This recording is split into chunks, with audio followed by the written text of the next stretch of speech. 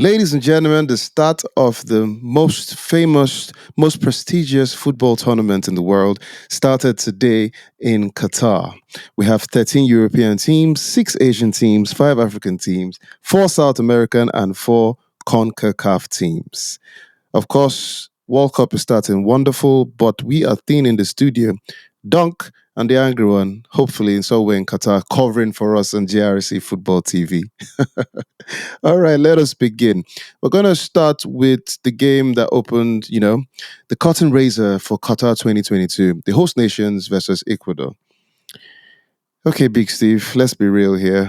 If that is anything to show with what we're expecting to see in this tournament, it's going to be a very, very long, dry World Cup. You had to start somewhere.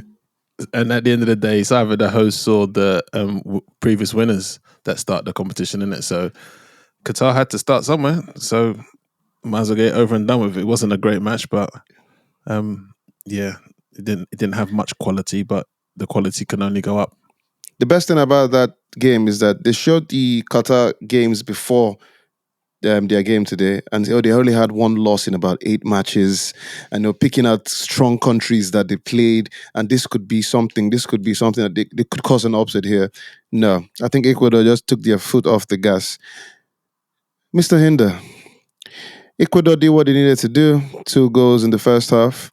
Explain to us kindly, as the start of the World Cup started with a VAR decision about somebody's leg being offside, even if they showed us like 10 years after the incident.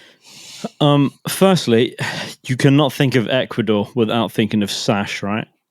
Every time I hear the name Ecuador, I just want to bust into that song. That's an old one for those that remember. If not, as you're watching on YouTube, go on YouTube. It was a song. Sorry, I've been asleep for most of that last game and struggling to wake up after the, I want to say debacle. I mean, absolute joke. They never would have qualified for the World Cup unless they'd paid to host it. So that's some good news there. It must be factual information. Everyone knows they paid. As even FIFA have come out and gone, it was a mistake that they hosted the World Cup. Your question was about the VAR. It was offside. Like, if your leg can't be offside, what can be? Like, that's the only thing that should be offside. One of the arguments right? there, though, is that there's no explanation. It was when you're looking at that and looking at all the angles until I think they only explained the incident probably after halftime. But with the fans there in the stadium, surely there should be something. With all the money Qatar has spent, there must be a screen that shows that it was his leg that was maybe offside. They couldn't get enough money over the line in order to allow quickly enough to get the VAR decision and then superimpose his leg being offside. I've got no idea. Look, it's going to be a shambolic World Cup. Don't judge it from the first game. No. It's going to be a shambolic World Cup with regards to the organisation and everything else going on. FIFA have already told us it's going to be the best World Cup. No, it's not going to be the best World Cup because you said it's going to be. It's going to be great because there's going to be 4 games of football on TV as from Monday for the next 3 weeks, which is beautiful on the run up to Christmas. However, it's not going to be well organised. It's not well thought of. It's all basically done in one city. And do you know what? It didn't feel like a World Cup though, did it? Like, I'm really excited usually for the World Cup, but the excitement levels were definitely a lot lower. And like Steve said, it was Ecuador just taking it easy, right? They might regret that though on goal difference come the end. Yeah, they might do. We'll look at the groups and see all the countries are in there and see who might actually qualify. But in terms of the World Cup buzz, World Cup vibe, Big Steve, you did one of your reels on this week at GRC Football TV. You were talking about no buzz. Do you think it's all the political situation that has come into play and people questioning human rights and everything about the Qatar World Cup that has killed the vibe? Because I'm sure the players definitely have vibes. I don't know about the fans, but the players are probably happy to play in the tournament. Yeah, definitely. The political stuff has taken a whole new, well, actually not a whole new, it's just pushed football to the side. No one's talking about football. No one's talking about the stars that could potentially light up the World Cup or nothing like that. It's been all political stuff, be it the funding, they should have never got the World Cup in the first place, human rights issues, diversity, it's just all of it. And no one's talking about what the actual thing is, which is football. Well, this is the first World Cup that is going to be played in winter, hopefully the last. Let's bring us back to summer. But since everybody has been talking about everything else other than football, you know what? Let's talk about some football. So the World Cup started with Group A, and in that group you have Qatar, Senegal, Netherlands, and who's the last guy? Ecuador, the team Ecuador. that There you played go. Qatar, Ecuador. See the curtain jerkers of the biggest tournament in the world, regardless of the Americans still Was- thinking the Super Bowl is the biggest tournament. No, this is the biggest tournament in the whole wide world, and it was that much of a snooze fest that game that you forgot the team Imagine that I was won. trying. It was no, it was the sesh. It was the sesh thing that you said. That was my mind went. Okay, so we've seen what Qatar has to offer and what Ecuador has to offer.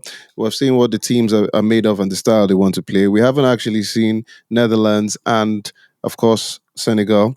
But Senegal missing Mane. Netherlands seem like they need a good tournament. They haven't been particularly sweet for the past few tournaments.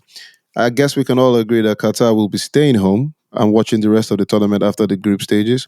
But between Ecuador, Netherlands, and Senegal, Big Steve, who do you think is going out? Sorry, which two are going forward? I think it will be Netherlands and Senegal that will go through. I don't think, even though Senegal's missing Mane, I think they will be able to beat Ecuador. Um, I think Netherlands will go through unscathed. They'll look really good in the group stages, Why are and you they so can. convinced about that? Just because of the array of players, array of talent, Van Dijk. Yeah, they got a good array of players. And the opposition that they're playing will they'll have enough quality to push them aside.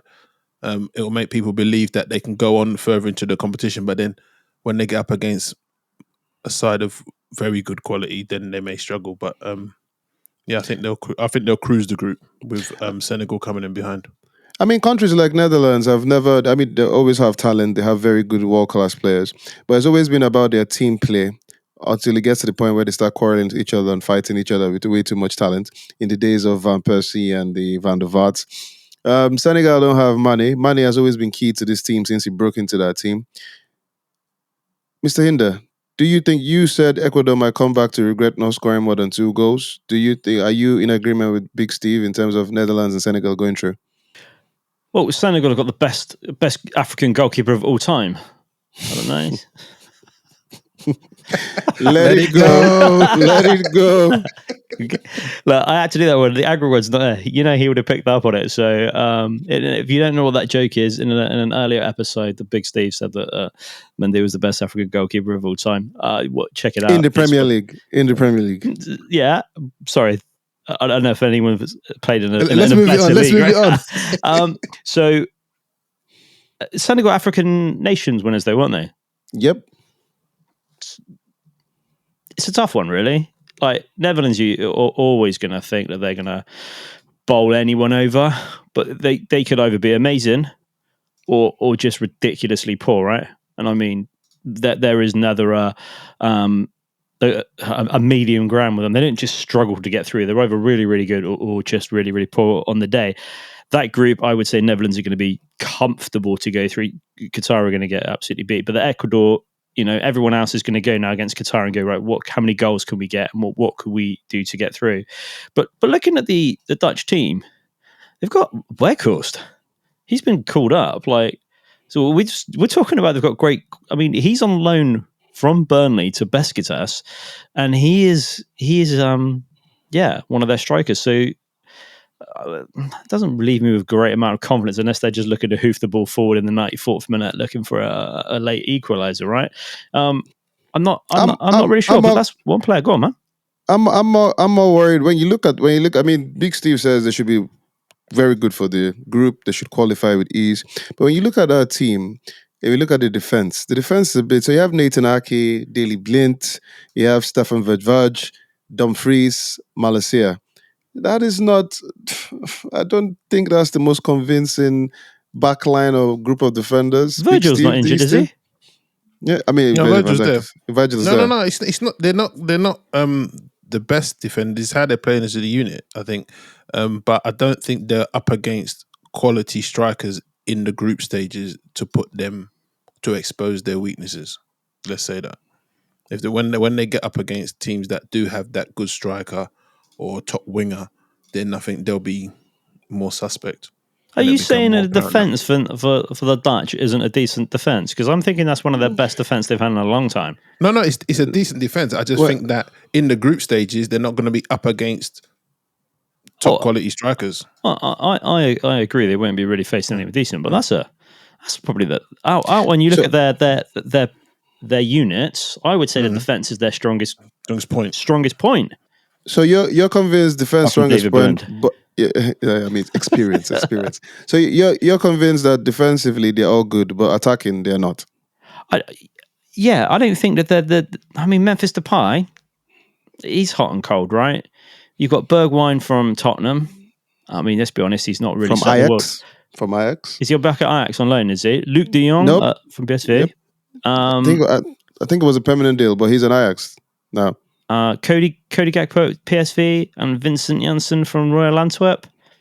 Like the best player on that you would look for would be Memphis Depay from Barca, and I mean he blows hot and cold, right? Yeah, normally the Dutch have a top quality midfielder or top quality striker that can walk into pretty much nearly any team in Europe. There's no Ruud Gullit there, is there? Yeah, Seedorf, Davids. Yeah, really good players, but yeah, defense is where their stars are. Van Nistelrooy, literally, I look at that and go, you'll be lucky to score. I mean, thankfully, Qatar are that bad that I think we'd probably all score a couple of goals against them. But yeah, that's a struggle, that Dutch forward line. Going back to the game today, do you think the goalkeeper was way too excited to be in a World Cup? Because he was just jumping all over the place. Goalkeepers Union, both of you. I'll start with Big Steve. How do you rate that guy's performance today? What was he even doing for the first goal? The disallowed goal. It's one of those ones, isn't it? He's had all the things that you don't want in a goalkeeper. He wasn't calm. He wasn't collected. He wasn't relaxed. He was too reactive, going for things, and probably just nerves. To be honest, I haven't seen him play before, but he seems very nervous, which affected his decision making, which was poor. And then they suffered for it. When you look at sorry, go on. No, I was going to say even on the penalty, there was an opportunity for him to come make a decision, but again he dithered and then brought the player down. So yeah, just a bit too excited. When you look at Enner Valencia, Mr. Hinder, and the way he looked composed, yes, he was playing against Qatar, but his movement off and on the ball, it's he was in Everton and he's now in Turkey, the highest goal scorer. Do you think, if his knees stay stable, do you think he can actually surpass the 3 goals he scored in the last World Cup in that group? No. No, his header was all right, but when you see it in slow motion, it looks like he got that completely wrong. The penalty, he cared so little about. I have never seen anyone care less about taking that penalty. It was not even, like when there's this element, air of like arrogance, and like when Jorginho takes a penalty, you know what you're getting.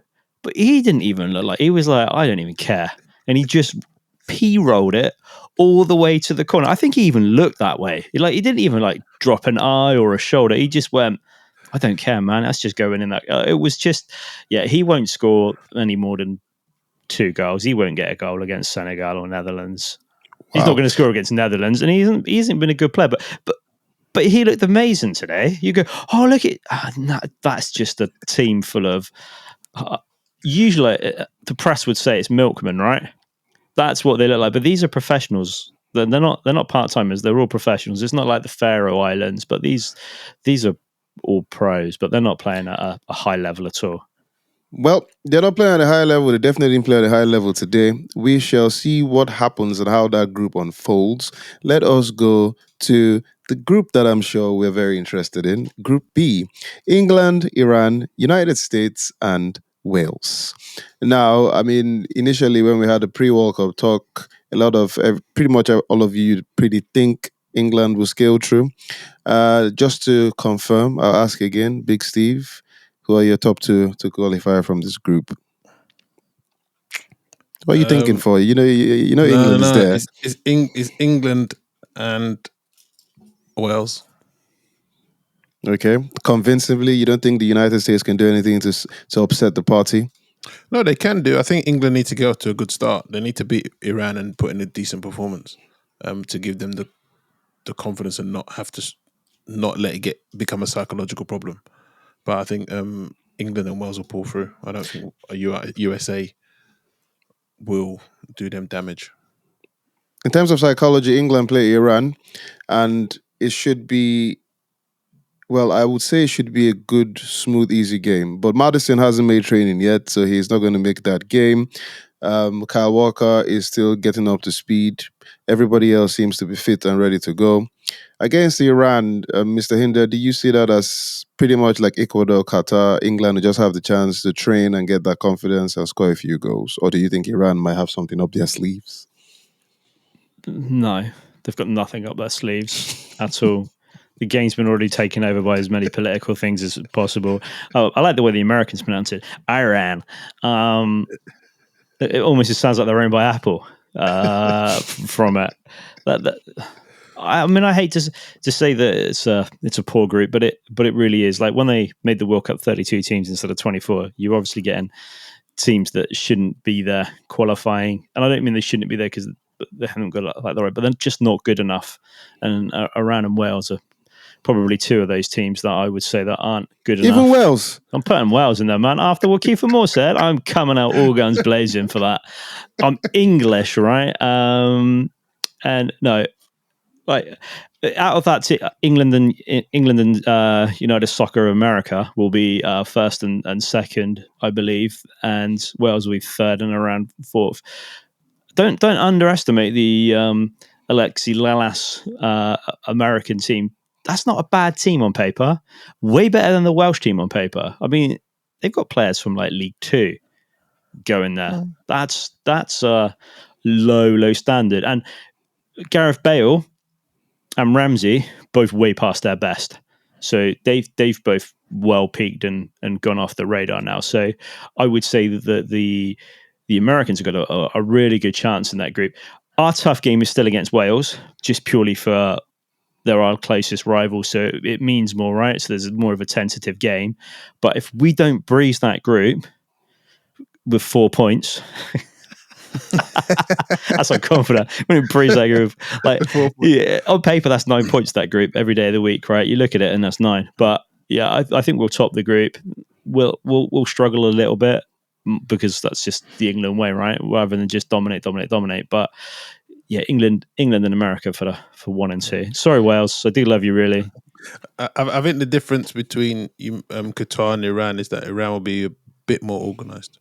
I'd expect a better sense of organisation. The setup will be different. They won't be so all over the place. So England will have to work a little bit to create a chance. It wouldn't just be handed to them, I don't think. Yeah, they've got a couple of decent players in the Iran team, and they got Kyrgios as their manager. What was really funny is that when Qatar went 2-0 down, I mean, you just saw the manager on the sidelines. That was literally what his face was. What did he expect? He looked like he was thinking hard, though. He looked like he was about to bring some strategy. He's like, I've got no one to come on that's any good to change this game up. Like, but they didn't. Their naivety, and that I blame that on the manager, not the players for this one. Like every game for them should have been lined up as part of the bus. Everyone behind the ball, leave one up top if you want to do a long ball over to the top. But I get your host, but don't try and play football against teams that have been more established, been around longer, got more seasoned professionals, and are playing in way bigger leagues. Like I want to say, know your strengths. Two banks of forward have been much better in that game of setting up and going right. Just try and break us down, rather than Ecuador just passing it around and chilling for 70 minutes. And that's what I think. That's what I think Iran would do. At least 2 banks of 4. Yeah. Until maybe it gets a bit later on, then people get tired and stuff. But I just think that they'll be more organised in that sense. You got to try and snatch the win, right, rather than go for the win. Sorry, JJ. I mean, speaking about things being on paper, and Mr. Hinder has already pointed out that the American team is not bad on paper. But if we're looking at it that way, do you think that Wales' qualification was a bit tougher than it would have been for the United States? And don't you also think that if we're doing things on paper, then Wales should surely qualify against, by way of quality of football and having to qualify? What do you think, Big Steve? I I mean, think you have said England, Wales, and Mr. Hinda has got England, USA. Wales had probably a tougher path to qualifying for the World Cup. I just think that Wales got that team bonding thing going on. They don't have a plethora of stars. They play to their strengths, and in a group situation where they've got a couple of fixtures to play, well, 3 fixtures to play, they can come out with them what they need to get through the group. When it comes to the one-off games, that's when their quality or lack of quality, individual quality, will show them up.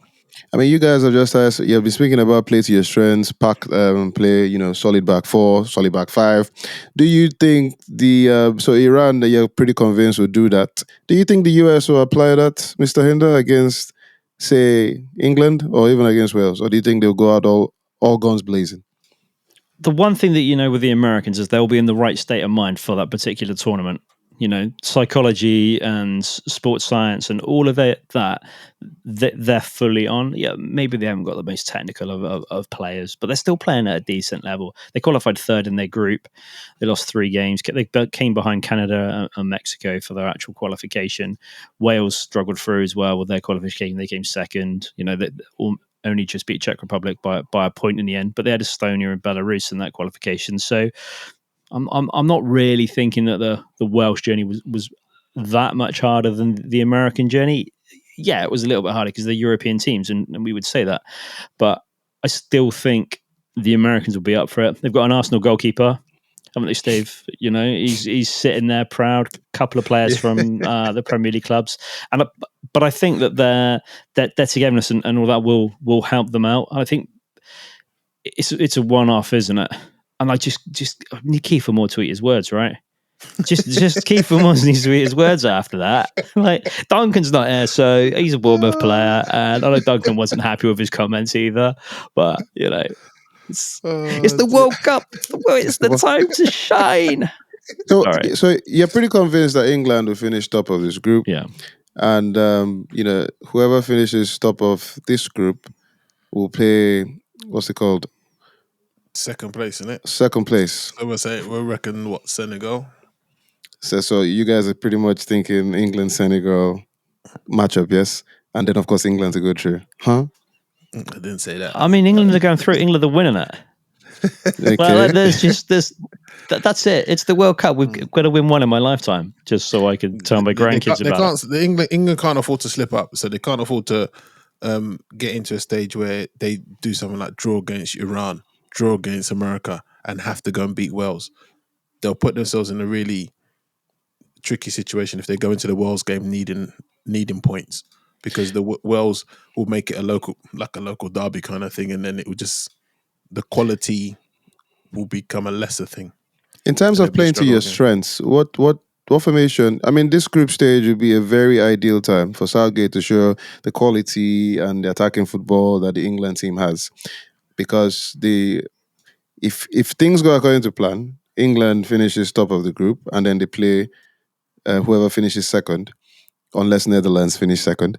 But let's say they play whoever finishes second. Do you think this is a good time for Gareth Southgate to actually show people that England can actually play good attacking football, Mr. Hinder? I mean, as much as I would say I'd love us to win with some fast flowing paced football, like 3-0 up after 15 minutes, I'll have to take some scummy 1-0 own goals. I just want to win the tournament. I've never cared less about the quality of the football as I have of just getting over the finish line. And we all know that how good we can be on individually, the players, right? So collectively, they've only, as Duncan would point out, quite negative, boring tactics, right? But individually, there are some absolute quality superstars in that England team. And I think it would be really nice for us to go out maybe on the first game and show everybody that we mean business, but that's going to be a tentative affair, right? Regardless of, I know it's only against Iran, but it's going to be tentative. And I think, could we go out and win 3 or 4 now and show them great? It's still the same amount of points. Let's take a 1-0 own goal. I really don't care as long as we go through and win it. I'm literally that negative about however we play. Just don't want to get to the final or the semis and then lose it by some stupid boring mistakes that we make. It's just got to be over the line, resolute, and that is as much as my poor little heart will take this year. Okay, let's hope Mr. Hinder's heart is it is not broken anytime soon. But quality football or not, England and Wales, as Big Steve has predicted for this group, and Mr. Hinder, not liking Kiefer Moore, has gone for England and USA. But good luck to Wales anyway. Yes, good luck to Wales, even if I want you to go home. Nice one. I like it. I like it. All right, Group C. Blame Kiefer Moore. He fired shots. Group C, we have Argentina, Mexico, Poland, and Saudi Arabia. Well, I mean, I'm not a mind reader, but I'm pretty certain that two of you, unless you guys want to prove me wrong, on Saudi Arabia, you actually think Saudi Arabia will qualify from this group. Other than that, who are your top two teams you think will qualify from this group? Big Steve. Argentina, Mexico. Argentina and Mexico. So first of all, everybody, a lot of people, this is Messi's last World Cup. Messi's last World Cup. And a lot of people think or are hoping Argentina, because the last South American team to win was Brazil in 2012. A lot of people are hoping that Argentina actually win the cup, Messi to bow out from the game, make everything sweet. You, Big Steve, you think Argentina and Mexico will finish top of the group. Do you think the World Cup winner is in this group by name Argentina? That's a tough one, man. It's one of those ones. They could do it. They've got this. They've got the skills to do it, but I don't think they'll win it. I don't think they'll win it. Why? Because they're not the strongest, or you just don't see it happening in terms of style of play? They're not. I'd say they're not the strongest. I wouldn't go style of play because they play some good stuff, but I don't think they're the strongest. I haven't checked their path to the final, but yeah, something tells me that they may just come up a little bit short. Okay, coming up a little bit short, Mr. Hinder, you said Mexico is a good team and they qualified from the CONCACAF stages. Do you see any other situation of this group finishing other than Argentina and Mexico, or does Lewandowski have something to say? Yeah, I'm 100% behind Poland. Mexico, nah, not a chance, man. Lewandowski, it's got to be his last World Cup as well, unless he'll be playing into like his real twilight years. Plus, he's probably way fresher playing for Barca than he would have been playing for Munich. But I mean, it would be nice for Messi to win the World Cup, but I don't know. It'd be nice for anyone to win the World Cup, right? Like he's won everything else individually. I don't care if he wins the World Cup or not. He's still going to be one of the greatest players of all time. The group itself is Mexico and Poland will battle out for second. I would probably fancy Poland because they're definitely going to be more disciplined and more organised than Mexico. Mexico will be way fancier. Campos still one of my favourite ever football players. I like it how Mr. Hinder always references, players from the past. Yeah, well, just to let people know that I've been around the block. Campos, do you remember that fluorescent shirt, the surfboard inspired? USA '94, man, that was the way. Exactly, when we had no team in it. I say we had no team in it. I like Poland. I don't mind the Argentinian team, actually. They qualified second in their group. They were just behind Brazil, which is no problem. Neither of them lost any game. They both just, played to draw and played to get through. I think the interesting thing will be how will and where will Messi play from the Argentina point of view. Do they put him up top by... or do they put him wide, or do they just say, go out there and play wherever you want? You've got Martinez, you've got Dybala, Julian Alvarez. It's actually getting some game time at City as well. And it seems decent. Like, I know he's only played a little bit, but he's playing like one of the best teams in the Prem and scoring goals, right? So it's going to be interesting and how they organise and where Messi will go. I would, if I was the Argentinian manager, I would set up without Messi in my team, pick 10 players and then go Messi. Just pop on and play whatever you want and do whatever you want, because they're all going to have to do the running for him, right? Because he's not going to be that type of player. So, you say that Big Steve is a professional in understanding how teams carry players, as as we have known from Wow. previous Oh, we've known he's from getting previous it tonight, episodes. isn't he? Yeah. So, Big Steve, I mean, looking at Messi and the way he has evolved from last season to this season playing for PSG, he has pretty much dropped deep. It's pretty much a midfielder. And his game has, I mean, I want to say his game has improved, but the way he's bossing around with PSG and just adding to that midfield flair. Mr. Hinder has just said if he was an Argentine manager, pick 10 players, then go Messi. I mean, 9 players, goalkeeper, then it goes Messi, pick wherever you want to play. Where do you think he'll be most impactful? Because he's definitely not going to play on the wing because he can't keep running back. So it's either up top or somewhere in the middle. Where do you think we'll see him shine in this World Cup? And historically, he has never had a good World Cup, really. True. There's always a first time. But if you get him operating in a number 10 role, not in the midfield, but in an advanced midfield role, that's where he will shine. That he just has the freedom to do what he wants. He can either do it himself or bring players in. Like a poor man's Letizia. Is that what you're thinking, right? Yeah. But yeah, he's got so much experience. He can either turn it on or he'll play for the team. Yeah, so yeah, Messi to me, Have you put him in the number 10. have you seen the lack of legs in that team potentially? Like Otamendi in defense, right? And then you've got obviously Messi, no legs at all. You've got Di Maria, no legs either. That could potentially be a massive problem if they decide to play with just flair and let it go.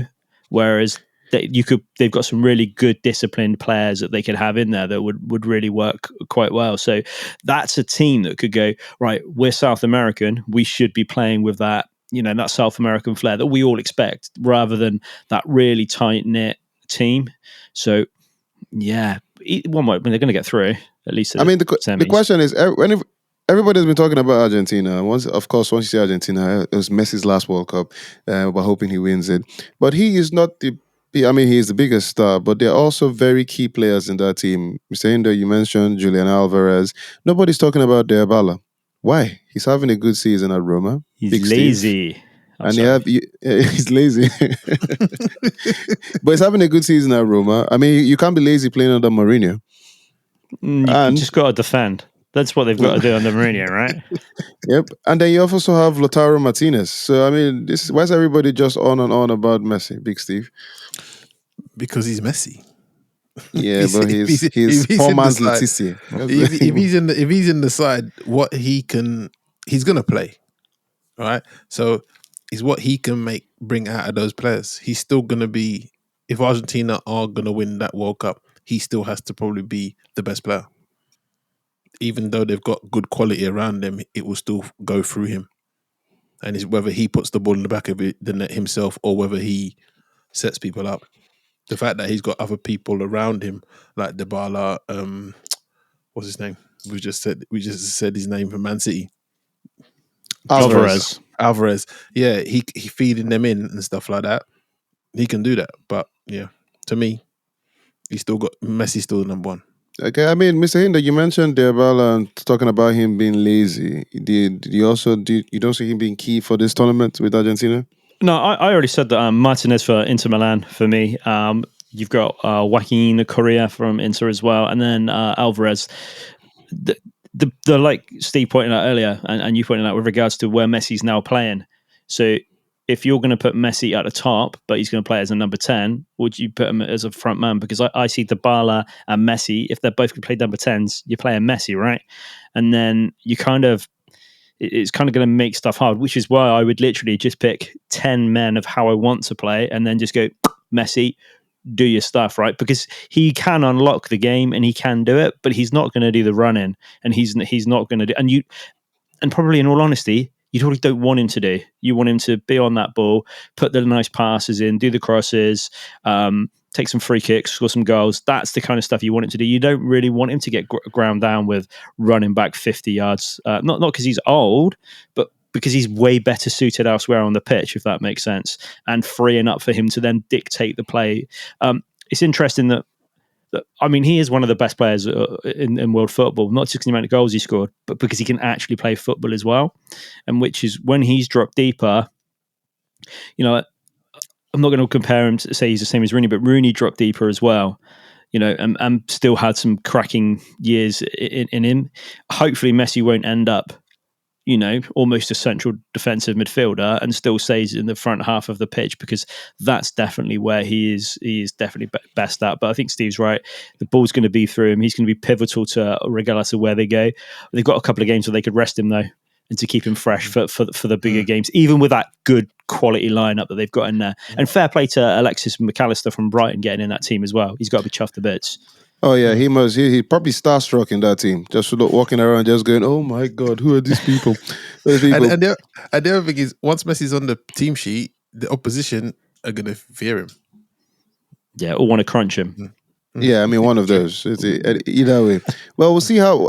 So, just for clarity, Mr. Hinder, you're going Argentina and Poland, and Big Steve, you're going Argentina, Mexico. Okay. Well, we shall see how that group goes. Group D, we have Australia, Denmark, France, Tunisia. Okay, it was a big blow for France, you know. Who's that girl that you mentioned at the end of that group? Huh? Which girl? Tunisia, Tunisia. right? Tunisia. Okay, that's fine. No, I'm West African, man. We say it's Tunisia, we say hey, Tunisia. So anyway, saying that, Tunisia, as long as you know how to spell it, that's the key thing.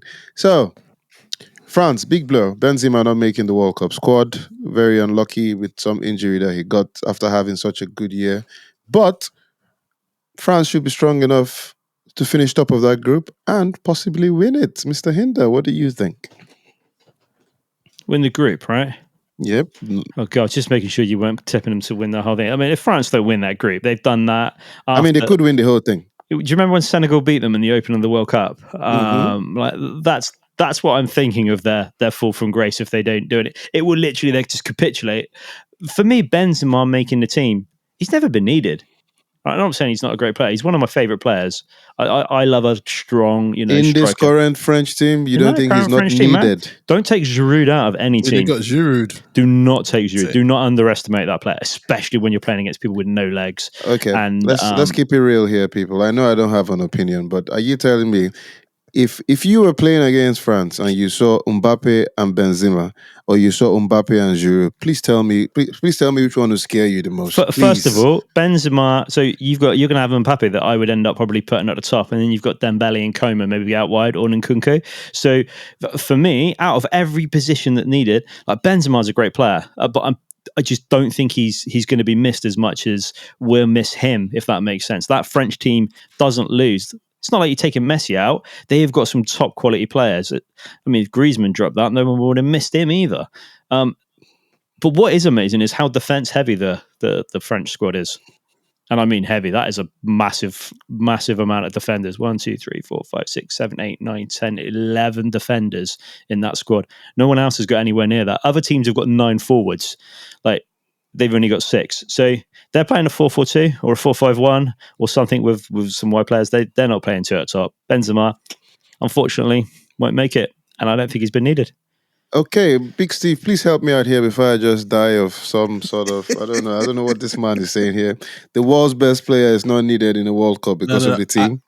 I get what he's saying though. He's saying that it's not, yes, it's us that's going to miss him as part of the tournament. But in terms of the French team, they still have a lot of attacking flair. And Giroud, he scores goals, man. He's their top scorer, isn't he, for France? Yeah, he's not missing. It's not. Benzema was out of the team for years, though. No, I know, but it's not to say. It's not saying that he's not he's a good player, and he would have added something to their side. But them losing him doesn't mean they have to change the complete way they're playing, or they don't have a striking option. They have other options, and still very good options. But not as good as Benzema. Anyway, yeah, no, I disagree. Mbappe would be the player that they wouldn't want to miss. Lose. Like, so he's it. And then the fast players on. They're going to have the fastest front three in the world. Literally, that front three is going to be running for days. And Benzema just doesn't fit in it. I agree with you that Mbappe is the key man. He's the one player that if he didn't make, France would be like, oh wow, However, I'm just wondering here why you think they don't need Benzema. I mean, yes, you have Griezmann, you have Giroud. I think, and I asked you, France will qualify from this group top. Shouldn't be a surprise. I also said, do we see another World Cup potential winner in this group? Because I think looking at that group, they have possibly the best balanced team in terms of team on paper, personnel, attacking, defense, everything. So are you not tipping them to be a potential winner, or you just think, nah, they're not good enough, Mr. Hinder? No, so Benzema, luxury player for France, and I mean, and the most respect for him. They're not even replacing him, right? They've not even replaced him, have they? So they haven't called up someone to say, "Oh, you know what we really need is this amount of strikers." They've gone, "Don't worry about it. We'll play without anyone." They didn't even give someone like an 18 or 17-year-old a call up and fill a space. They've literally gone, "Oh, we're not interested. We'll carry on as we were," because the way that they're setting up and the way they're playing, they're not looking to play with two at top. Obviously, they're just going to play with some wide guys, or play 4-5-1 with or 5-4-1 by the looks of what the amount of defensive players they've got. They will go equally as far with or without Benzema, probably further without him. If he doesn't have a good game, the team won't have a good game. If he's not there, the team can continue to progress. I think he's an absolute wonderful footballer, but if we sat here saying Kane wasn't going to the World Cup for England, you'd be like, oh, we've got Tony with Wilson. You wouldn't care. You'd be like, oh, we've got him. Oh, they can have a chance. They can have a chance. You wouldn't even bat an eyelid. But because it's Benzema and he had a good last season, this season has been fantastic. We're just like, it's Benzema. No one cares. Sorry. Did you just by any chance compare the England's need for Kane and France's need for Benzema? Is that what you just did? What I'm trying to say is, because they're dischanged, right? But Tony's on fire, right? So you would have picked him in the England team if you were picking on form. You'd have had him, and you'd be like, all right, Kane's out, Tony's in.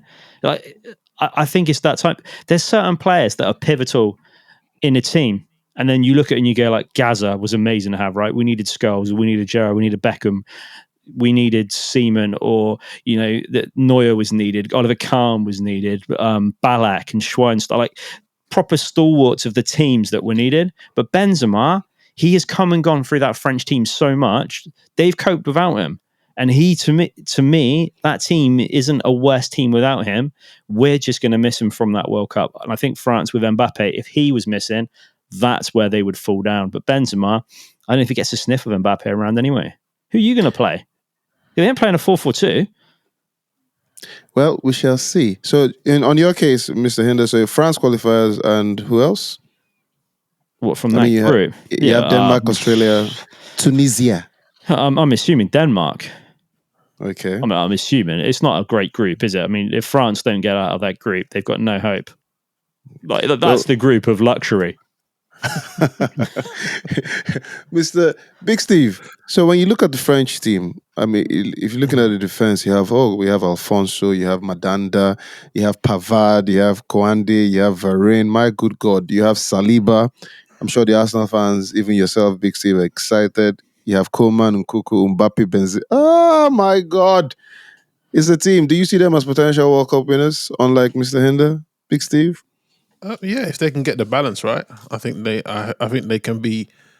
They're solid enough at the back if they perform, and they're deadly enough up front again if they perform. So they do have all the components to go all the way, and even that's not even taking into account the people that they are missing: Pogba, Kante, now Benzema. You know what I mean? So they do have it all. When you look at it on paper, I think probably their weakest position is probably goalkeeper.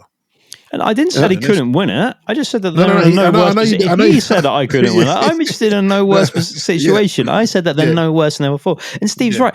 You're like, Kante, you'd be like, how are you missing him? But he hasn't been doing it for Chelsea anyway. Pogba's been terrible for the last seasons. But we're still bringing these names up because they're synonymous with being good quality players, right? And they're also synonymous with doing good for their countries, especially Pogba. But to me, they have it all on paper. They're balanced. As I said, they're very strong defensively. They're very good offensively. So if they get it all right, they can go all the way and win the tournament again. Okay, so Mr. Hinder, you're going France, Denmark, and Big Steve, who you going? Same. France and France, Denmark. France, Denmark. Okay, nothing for the Kangaroo boys, huh? Socceroos, no. Socceroos, no. Not since Okay. Viduka and Kewell days. And Team Cahill. All right. Group E, ladies and gentlemen, Costa Rica, Germany, Japan, and Spain. I think this is quite tricky. I think is Mr. Hinder called Group D the group of luxury. I don't know what he'll call this. But it's Costa Rica, Germany. Japan always has a surprise or two in them. This is the when you're talking about teams that actually play to their strength, that's one team. And then Spain, we don't never really know what to expect.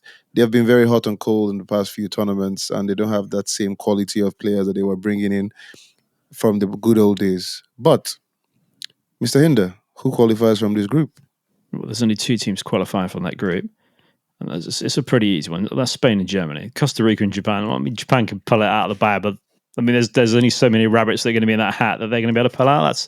That's a nice luxury group. Germany and Spain will just play for a draw, I assume, take it through. They'll beat both Costa Rica and Japan. There's only one player's name I can pronounce, which is Daniel Schmidt. The rest of them, I'm not even going to try to pronounce. I don't know who most of them are. They've got, I mean, they do play some nice football, Japan. They're always quite quick. But Spain and Germany, nah, even on their worst days, they're going through that group. That would be a disservice to say that was a hard group for Spain and Germany. Disservice. For those two. Big Steve, do you agree with that? I think it will be Germany and Spain. I do think Spain. I do have a concern about Spain and goals. They don't. They've got Fernan Torres, but the rest of the striking department, I'm not overly convinced. But they've proven in previous tournaments that they can go without. But yeah, Germany and Spain for me. I think they'll have too much quality. I mean, Germany does have a lot of quality, but I'm surprised. Well, I think they're once again potential World Cup winners for this tournament. But I'm pretty convinced their best player is their goalkeeper, Emmanuel Noah. But you never know. You never know. Spain, on the other hand, I think it's one of them cases. You mentioned balance for France. If Spain can get the balance right, how far do you think they'll go in this tournament, Big Steve? Probably quarters. I think probably quarters, and I think it'll be a case of depending on who they come up against. They don't have that. I think a clinical striker. For me, yeah, they've got Fernan Torres, but to me, they don't have a top of the range clinical striker that in a tight game against a top opposition. I don't even think they've had that clinical striker since Torres and David Villa. Yeah, but the thing is, they don't have the quality of player behind them. Like they could be on a pitch, play without a striker, and they retain the ball so much, they would do it. But they don't have that quality anymore. For me. So. Okay, so it's a pretty straightforward group, as you guys think. Germany and Spain to go through. That is the worst Spain team I've seen in a long time, though. I know I said it in the last episode of how disappointing the football and the players and the excitement is around them, but they're not producing as much quality, though. Well, I mean, look at the goalkeepers: Unai Simon, Robert Sanchez, David Raya. I mean, those two are at best have got 7 mistakes a game in them. The Sergio Busquets way past his best, no pace at all. And I know that the international stage pace, you don't need it, but yes, he has never had pace. Yeah, but imagine him and Rodri in the center of the park, right? And then that's just. And even up front, they've got Morata in the team. It's a team that's going to take them through to the next round, but they're going to struggle if they come second in that group behind Germany. They'll struggle. Against any winners of any group, they're going to struggle with. That is a team that you would fear, not like the old team where I don't mean really old, just 4 years ago, a team that you'd be on paper and go, they can outplay us. Could that team outplay anybody? I mean, to me, there's a lot riding on Pedri. Yeah, and he's what, 18, 19? There's a lot riding on him. To me, Goalkeepers Union, Big Steve, David De Gea not making this squad. Yes or no? Looking at the season he has had so far, or even from last season? He goes before Robert Sanchez for me. If I'll drop Robert Sanchez and take De Gea, experience. Maybe it's the way he wants to play football. he wants to be playing out from the back and all that kind of stuff. But to me, he still goes. I mean, I don't know. Yes. Luis Enrique strikes me as one of them managers that, you know, if once he I want to say he's one of them managers that he picks players based on what he wants to play, not on form or stuff. I mean, I can understand Ramos not making it, but Thiago not making it. Mr. Hinder, what do you think? Thiago, do you agree with Luis Enrique? You probably do. There's a lot of. I don't get any of the team selection for Spain. I just don't get it. The De Gea thing's a joke. Like, all right, sometimes he has a mistake, but he's got less mistakes in him than Robert Sanchez and David Raya. Like, it's not like he's been left out for a world-class goalkeeper. Everything just reeks to me of like. Remember, everyone was saying that Southgate's got favourites in the England team. Like that, this reeks of he's got his mates playing like for Spain, and you look at that and go, you must have some better players than that. You must be missing. So either they don't like to play the way he likes to play football, either he doesn't get the best out of them, or he clashes with them.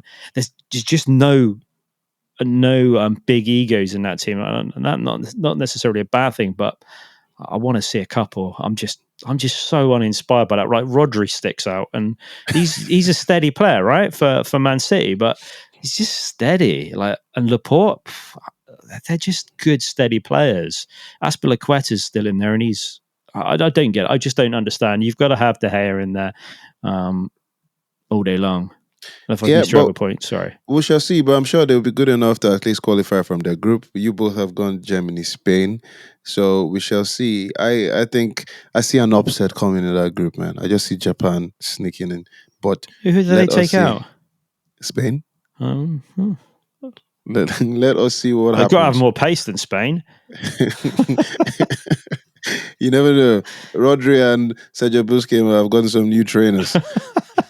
All right, Group F, we have Belgium, Canada, Croatia, and Morocco. So I actually I think out of all the 13 European countries, I think Belgium, to me, will be the one I tip to win the World Cup if it has to be a European team. But I don't have an opinion before anybody attacks me. But Big Steve, who qualifies from this group? And do you think Kevin De Bruyne will boss this World Cup the way he has been bossing with Man City? Let me ask your last point first. Yes, I think he will have a very good World Cup. He does normally come to the party in competitions. For me, it's about whether he will need the team to. He's not going to do a Maradona of '86 where he himself carries it. He's going to need the team to contribute towards it. But I think he will have a very, very good World Cup. And can they go all the way? Yes. I think they have enough experience, quality to go all the way. And as I agree with you to say, they're probably the leading European team. I mean, to win the cup.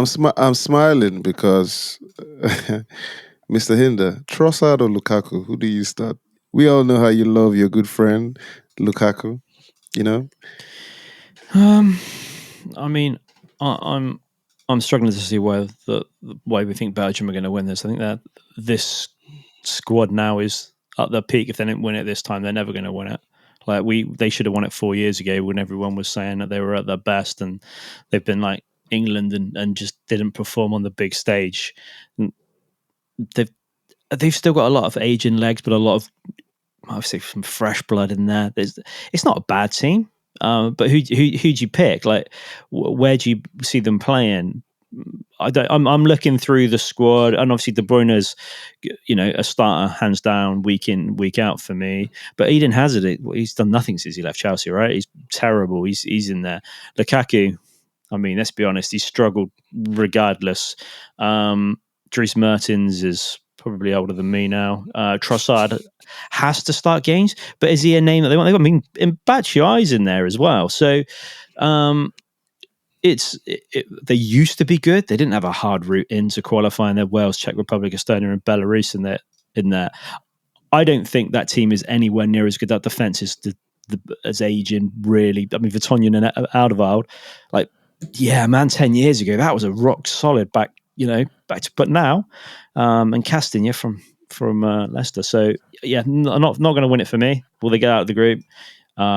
You'd like to think that they should get out of the group, but that's a harder group than you think. Canada are doing bits at the moment, and they won quite nicely their qualification. Croatia, hard team to knock down.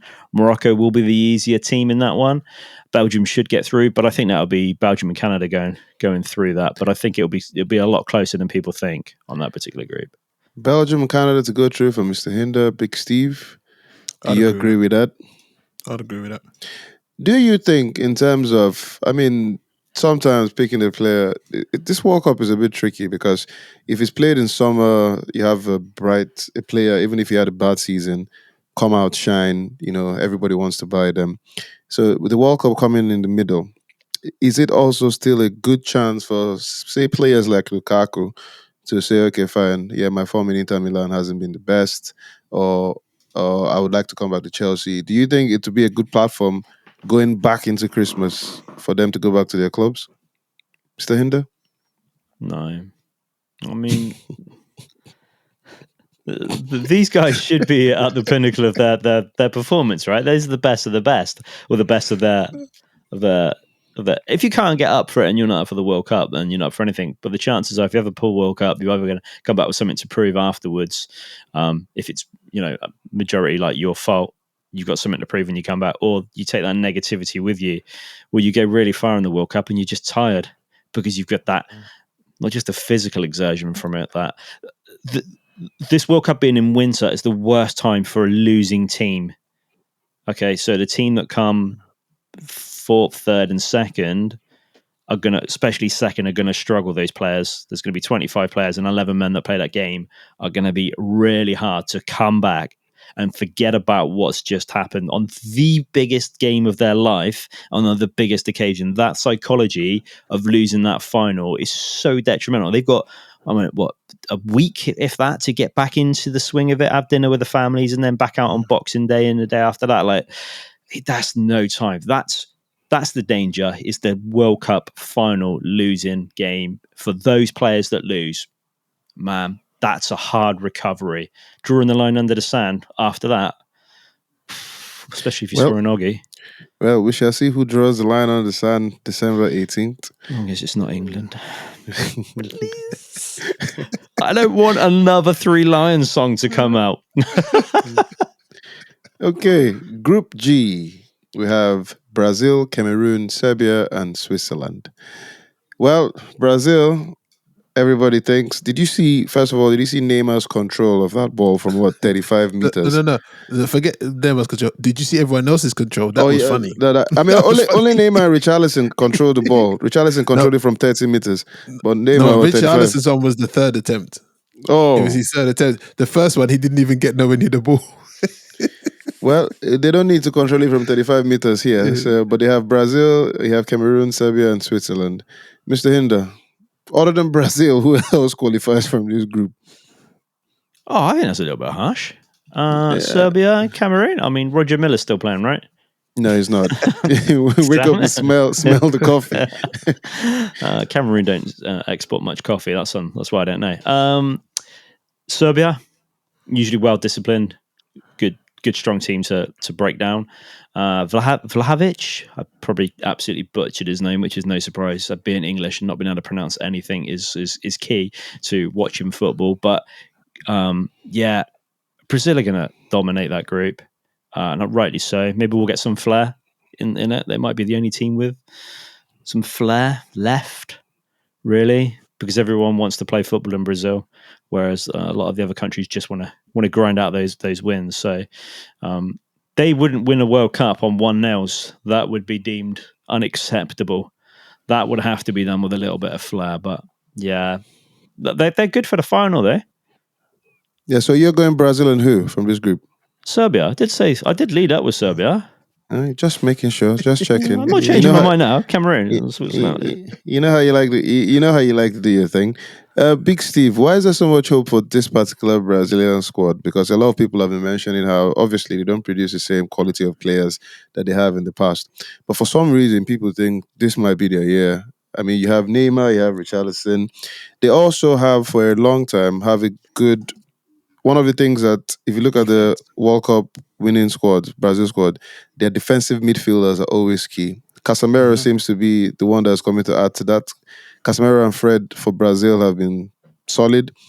So is that one part of the reasons people think, okay, not just going forward, but defensively they're actually looking good? Yeah, you didn't even mention Fabinho there in that defensive midfield. But yeah, defensively they're very good. Yeah, they may excuse me. People may say about they wonder about the legs because you got Marquinhos and Thiago Silva, but they've got a very good understanding. How many times has Thiago Silva been caught wanting for pace in the Premiership? That hasn't happened that often. A lot of people thought it would happen, but it hasn't happened. A lot of people are And still then hoping it'll happen. yeah, exactly. And it's probably still not going to happen. So they use their experience very well at the back. And then you go, if you get behind them, you've got the two best goalkeepers in the world, arguably, in Allison or Edison. They're So, not playing both, though, defen- are they? no, no, Oh, no. yeah, yeah, right. It's a either or either. You still got a I mean, really good Edison goalkeeper says to he go can on. play in the midfield, so I mean, I'm sure he He can. could do some of the passing I've seen him do, mate. Easy. So, defensively, they're very solid, and it's probably one of the strongest um, Brazil defenses I've seen in a while, in a very long while. Um, and then they've always got the flares we know with Brazil. So there's a nice balance there. To be honest, there's a nice balance there. Well, you shall see what happens. So Brazil with Neymar. This is probably Neymar's. Neymar is only what 30. Mm. So there is the possibility this could be his last World Cup, or second to last. And Big Steve. So you're going Brazil and who from this group? Serbia. You're not backing your boy Shaka and his team. I don't think Switzerland have enough all over the park to get through. Man, I'm So I think saying Serbia will make. Switzerland will qualify as Xhaka player of the tournament. Watch this. Watch this space. Watch this space. All right. Well, Group G, Brazil, Cameroon, Serbia, Switzerland. The lads here have, picked Brazil and Serbia. Cameroon and Switzerland will be heading home, according to the Armchair Pundits. And now we go to Group H, the last group, well, alphabetically, in the World Cup. And we have Ghana, South Korea, Portugal, and Uruguay. I think this is a very balanced group in terms of competition. You have Ghana, of course, Partey, captain, another of Big Steve's men. And you have the one to way, arguably the best player in the world, Cristiano Ronaldo's Portugal. I'll start with Mr. Hinder. Who do you think qualifies from this group? Uruguay and Portugal. I don't think it's a hard group for either of those. I think that Portugal are very decent, load of good players. Uruguay, always good, always good. Even going back to the 30s, I wasn't born, but they've always been decent. Yeah, Ghana, no chance. Like they might come fourth in that group. Do you agree with Mr. Hinder in terms of the qualifications, Big Steve? And of course, he has written Ghana off so strongly. Is this because of the African nations showing, or is there a possibility that they might just manage to shock people this tournament? Have you seen the Uruguayan team? I They've got have. Bentancur, they've got Torreira, Valverde, Suarez, Nunez, Cavani's still going. Like that's not a bad. They've got Arujo from Barcelona, Diego Godin. Like that's not a bad team at all. That's a decent team. Don't underestimate Uruguay. That's why it's Portugal and Uruguay, not because I didn't Ghana's underestimate boring. them. I asked you the question. And I'm telling you, I'm saying don't estimate. It's not just to you, Joe. Anyone that's Okay. listening that's gone, no, Ghana now. I'm like, no, that Uruguayan squad is much stronger than the Ghanaian squad. On Partey, paper. well, On yeah, paper. obviously they haven't played each other yet. I could be proved mightily wrong in most of my predictions, and I have been before. But yeah, only Partey, right? Big Is the Steve, only what do you player. think? I think it will be Uruguay and Portugal, but I think it'll be a close group. I think there's a couple of slip ups. Ghana do owe Uruguay from 2010, so I think on their day all of the teams can upset each other. So I think it will be a close group. But I think Uruguay and Portugal might nick it. I think the Ronaldo thing could potentially flow over to the Portugal team. So it's going to be interesting to see how their first game, how that all settles, if they're all, just how they've been.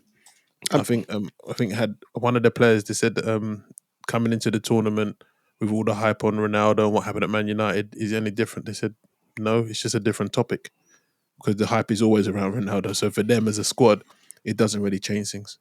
So yeah, but I do think it'll be Portugal and Uruguay. Looking at that Portugal squad, though, I also think they have a good balanced squad. They have some great players. This is definitely Ronaldo's last World Cup, unless you never know. He could sign a new deal for like what, Napoli or Roma, and then have another 4 years. You never know. But when you're looking at that team and how they play, and I like the way their manager sets them up because he also likes to play according to his strengths. And they do exactly what Cristiano Ronaldo wants them to do because they play to his tune. Do you see them going all the way, Mr. Hinder? I mean, they're already there, so they've done the hard job. They've got to the World Cup. They're in the hotel. That's a decent team, that Portugal team, with or without Ronaldo. Playing to Ronaldo's strengths just makes perfect sense. This is why it's so key for Argentina to continue to play to Messi's strengths, because, all right, they can play without him, but why? And on this stage, there's nothing to lose, right? There's just, I mean, I know it's a small league initially, but it's basically just cup football, right? You only got to be good on that one night. He's been there and done everything. You use that to the ability of what he is. When somebody is one of the greatest of all time, like Messi and Ronaldo, you play to their strengths and to them. That's why they're in there. You don't pop them in the team to be, any chance you could play 10 minutes at the end, Ronaldo? No, you play him for as much as you possibly can. If he makes the next World Cup and he's 41, all right, I'll give him some grace, and I'll give them, like, he's there for the experience and to help out as and when needed. But he's still an absolute specimen and a quality player. So I think kudos to Portugal for playing around him. Makes perfect sense. Build, play to his strengths. He doesn't need to do the closing down. He needs to be that pinnacle, perfect player that he can well be and cross the ball to his head. But there's quality in the whole of that team. It's not just him. Fernandes is there. He's a good player, as much as that pains to say. They've got good goalkeepers as well. It's pains because he's a United player, right? Cancelo, great player. I understand your rivalry about Fernandes, being a Wednesday fan, a very strong Premier League team. Yeah, we are. Yeah. I mean, maybe 191. But yeah, Rafael Leao has got pace. Andre Silva never really lived up to how he should have been, and the same with João Felix. Never quite hit the peaks of where they're going to be. So that's a good squad. They're definitely going to go far. They won't win it, but they'll go far. But no one thought Greece would win the Euros, so there was a lot of us proved wrong on that particular point. So, Big Steve, in terms of, how Benzema is not needed by France, according to my special armchair pundit, Mr. Hinder, do you think Cristiano Ronaldo is needed by Portugal? Do you think they can survive without him? They need him because they play to his strengths. They not accommodate him, but they play to his strengths. So it's a bigger thing to take him out. I mean, when they won the Euros, he played like 5 minutes in that final, and then, I mean, they stuck out and they won. But that's a long time ago.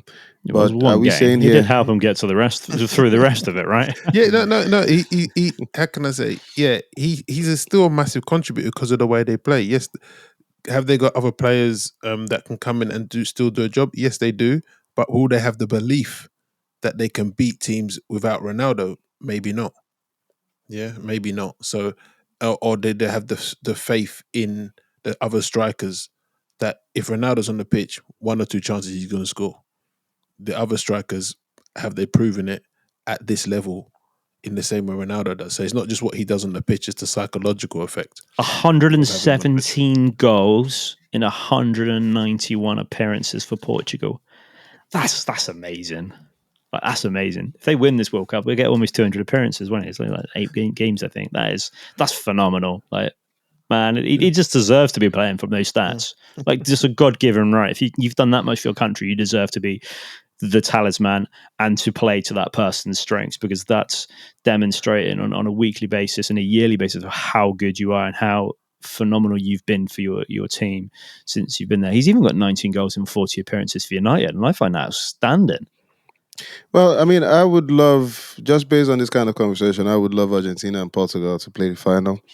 You have Messi versus Ronaldo. Everybody's standing out on one side or the other. Their last games for their countries, and only one person can win it. That would probably make Qatar 2022 the best World Cup ever. World Cup, yeah. Yeah, and then FIFA will be like, I told you so. All right, well, thank you very much, Mr. Hinder, Armchair Pundits, and of course, thank you very much, Big Steve.